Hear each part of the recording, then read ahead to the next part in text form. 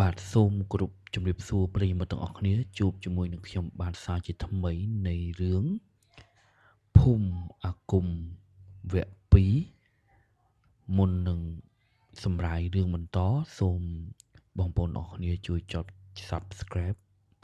និងសញ្ញារូបកណ្ដឹងដើម្បីតាមដានវីដេអូជាបន្តបន្ទាប់ទៀតពេលដែលគាត់ទៅនោមហ្នឹងវាកណ្ដាលត្រៀតទៅហើយគាត់ក៏មិនសូវខ្វល់ពីបណ្ដាំរបស់លោកគ្រូនឹងដែរអញ្ចឹងពេលដែលគាត់ទៅនោមនៅក្រោមដើមដូងហ្នឹងគាត់ស្រាប់តែឮសូរកណ្ដឹងគោគ្រីងគ្រើងចឹងឯងហើយក៏គាត់មានអារម្មណ៍ថាឆ្ងល់ហើយចុះកដាត្រៀតហើយមានគោមកពីណាមកគ្រីងគ្រើងអីទៀតបើគោដេកអស់ហើយហ្នឹងអញ្ចឹងទៅគាត់ក៏មានអារម្មណ៍ថាព្រឺសបល់ហើយអញ្ចឹងគាត់ក៏ងើយមើលទៅលើដោយចៃដន្យស្រាប់តែឃើញស្រមោលដូចជាស្រមោលគោទៅស៊ីផ្កាដូងដែលនៅចិត្តខ្ទមរបស់ឪពុកម្ដាយគាត់ដែលបានសម្រាកព្យាបាលជំងឺនឹងឯងហើយពេលដែលឃើញស្រមោលគោនឹងហើយគាត់គិតថាជាគោឡើងទៅស៊ីផ្កាដូងប៉ុន្តែគាត់ក៏នឹកសប្តាគោណាទៅឡើងទៅស៊ីផ្កាដូងលើចុងដូងកើតគាត់ក៏ព្រឺសម្បល់ហើយរត់ចូលខ្ទមវិញដោយមិនមានការនិយាយស្ដីអ្វីឡើយហើយក៏មិនបានរំខានដំណេករបស់ឪពុកម្ដាយរបស់គាត់ដែរបាទហើយឪពុកម្ដាយរបស់គាត់អត់បានដឹងទេតែឪពុកម្ដាយរបស់គាត់នឹងបានភ្ជាប់ជួននៃពាក្យបណ្ដាំរបស់គ្រូដោយពេលដែលបត់ជើងតូចបត់ជើងធំហ្នឹងគឺដាក់ក្នុងកន្ថោហើយមានថង់មានអីមួយជាន់ពីរជាន់អីទៀតដើម្បីរក្សាអនាម័យអីចឹងទៅលុះព្រឹកឡើងហ្នឹងឪពុកម្ដាយក៏អត់បានដឹងទេថាកូនរបស់គាត់នឹងបំពេញលើពាក្យទូមានរបស់គ្រូបាទអត់បានដឹងទេហើយព្រឹកឡើងលោកគ្រូក៏បានមកដល់នៅមុខខ្ទមហ្នឹងហើយនិយាយទៅកាន់ឪពុកម្ដាយរបស់បងកុសលនិយាយថាកូនរបស់អ្នកឯងទាំងពីរនេះបានបំពេញលើអ្វីដែលគាត់បានណែនាំហើយបើមានរឿងអ្វីកើតឡើងគាត់អត់ទទួលខុសត្រូវឡើយអញ្ចឹងធ្វើឲ្យឪពុកម្ដាយទាំងពីរនេះដែលជាឪពុកម្ដាយរបស់បងកុសលនេះភ្ញាក់ខ្លួនព្រឺថាអញកូនអញធ្វើអ្វីខុសចេះបានជាលោកគ្រូមកប្រមានទាំងព្រឹកអញ្ចឹងហើយឪពុកម្ដាយរបស់បងកុសលក៏បានសួរគាត់ថាហើយឯងទៅធ្វើអីបានជាលោកគ្រូមកប្រមានទាំងព្រឹកអញ្ចឹងគាត់ថាគាត់គ្រាន់តែយប់មិញគាត់គ្រាន់តែនោមធម្មតាអីចឹងទៅនៅក្រោមដើមដូងហើយដើមដូងនៅជាប់ខ្ទមហ្នឹងប៉ាអីចឹងទៅប៉ាគាត់ក៏ស្ដីឲ្យថាលោកក្រោយធ្វើអីឲ្យចេះសួរនាំគេផងគេជាចាស់ជាទុំអីចឹងទៅហើយដោយបងកុសលគឺជាមនុស្សវិយមទង់តែចង់ដឹងចង់ឮហេតុអីចាស់និយាយអ្វីដែលពិបាកស្ដាប់ម៉េះហើយអត់ទាំងមានរឿងអីកាត់ឡើងផងក៏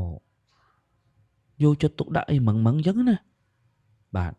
ក៏ប៉ុន្តែ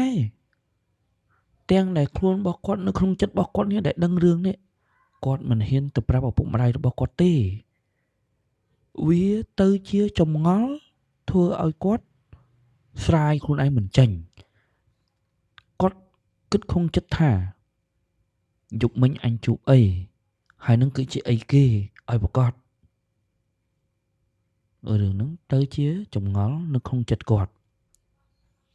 ដល់ពេលគាត់ហាស្ដីមិនចេញចង់សួរលោកគ្រូហ្នឹងក៏មិនហ៊ានចង់ប្រាប់ឪពុកម្ដាយខ្លាចគាត់ស្ដីឲ្យក៏បានសុំឪពុកម្ដាយហ្នឹងទៅដើរលេងនៅតាមវាលស្រែមើលគេដកស្ទូងអីចឹងទៅពីព្រោះខែហ្នឹងគឺជាខែស្ទូងអីចឹងណាបាទហើយឪពុកម្ដាយនឹកឃើញថាកូនវានៅក្មេង វាចង់ដើរលេងដោយសារតែបើវានៅតែក្នុងខ្ទមអញ្ចឹងទៅក៏វាអបសុកវាក៏បណ្ដោយឲ្យកូនប្រុសរបស់គាត់នេះទៅដើរលេងជាមួយនឹងក្មេងអ្នកភូមិទៅស្ទង់ដកអីចឹងទៅប៉ុន្តែបើជាបងកុសលមិនមែនជាក្មេងសុកស្រែអីទេអញ្ចឹងគាត់អត់ចេះទេគាត់ដើរទៅមើលគេរំសាយអារម្មណ៍ឬមួយក៏លំហែកាយអីទេស្រាប់តែពេលដែលដើរទៅដល់ស្រែមួយយ៉ាងធំអញ្ចឹងទៅមានខ្ទមមួយដោយសារតែគាត់មិនមែនអ្នកស្រែមិនដឹងទៅជួយគេមិនមិនដឹងទៅមើលមិនអត់មានអីសុបាយផងគាត់ថាធ្វើមិនឲ្យបានតែកិច្ចតែពីខ្ទមដែលឪពុកម្ដាយគាត់រស់នៅអញ្ចឹងណាគាត់បានដើរសម្ដៅទៅខ្ទមមួយដែលជាខ្ទមនៅកណ្ដាលស្រែហ្នឹងដូចថាសម្រាប់ឈប់ញ៉ាំបាយថ្ងៃត្រង់អីចឹងណាដល់ពេលដើរសម្ដៅទៅកាន់តែចិត្តទៅស្រាប់តែឃើញបុរសម្នាក់នៅក្នុងខ្ទមហ្នឹងដល់ពេលនៅក្នុងខ្ទមហ្នឹងបុរសម្នាក់ហ្នឹងក៏ហៅគាត់មកសួរនាំថាហេយកមិញឯងឃើញគេខ្លះយកមិញដល់ពេលហៅគាត់មកសួរនាំថាយកមិញឯងឃើញគេខ្លះហ្នឹងគាត់ភាំងបដ ாய் គាត់ភាំងហើយគាត់ឆ្លើយថាអត់មានឃើញអីផងហើយមកចាំលាក់អញទេហើយឃើញអីហើយប្រាប់តាមថងមកដល់ពេលដល់ហេតុតាខ្លួនជានៅក្មេងណាក៏បានសារភាពថាយកមិញខ្ញុំទៅនោមនៅក្រុមដើមដូងប៉ុន្តែឃើញសមោលគោឬមួយក៏គោមែនតែនមិនដឹងអីមិនដឹងខ្ញុំអត់ដឹងតាមតែដូចជាគោអញ្ចឹងឡើងទៅទីផ្កាដូងដល់ពេលឮសូរចម្លើយសារភាពរបស់កូនក្មេងម្នាក់ហ្នឹងហើយពូម្នាក់ហ្នឹងបែរជាមិនប្រកាន់ខឹងអីទេបែរជាថា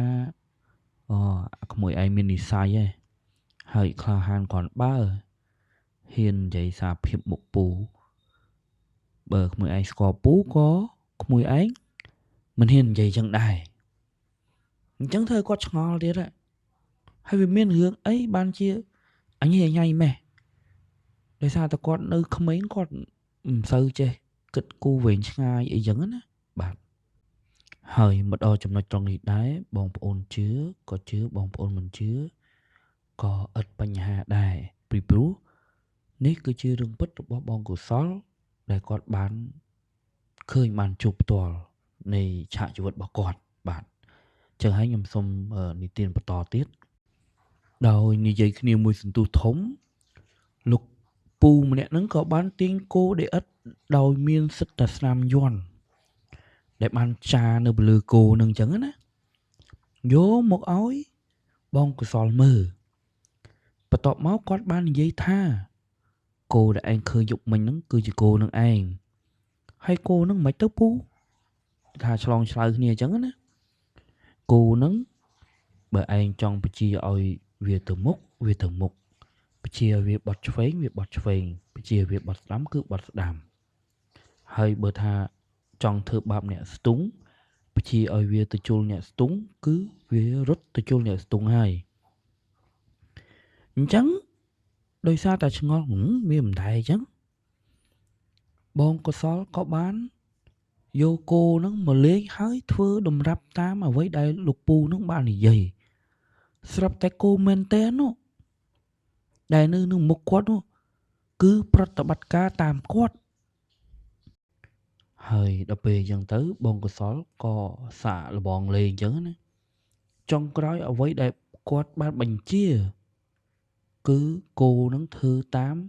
អ្វីដែលបងកុសលបញ្ជាមែនហើយពេលនោះលោកគ្រូថាក្មួយឯងមាននិស្ស័យជាមួយនឹងពូហើយអញ្ចឹងពូមិនប្រកាន់ទោសប្រកាន់ពៃអីទេហើយកុំលេងខ្លាំងពេកគីឡូមានបញ្ហាហើយណាមួយចិត្តដល់ម៉ោងទៅមើលពុកម្ដាយដែរបងកុសលក៏លេងបានបន្តិចហ្នឹងទៅហើយសុំលាលោកពូត្រឡប់ទៅមើលពុកម្ដាយទាំងដែលក្នុងខ្លួនគាត់មានចម្ងល់ថាហេតុអ្វីបានជាគោនឹងស្រាប់បញ្ជាគាត់រហូតបាទអញ្ចឹង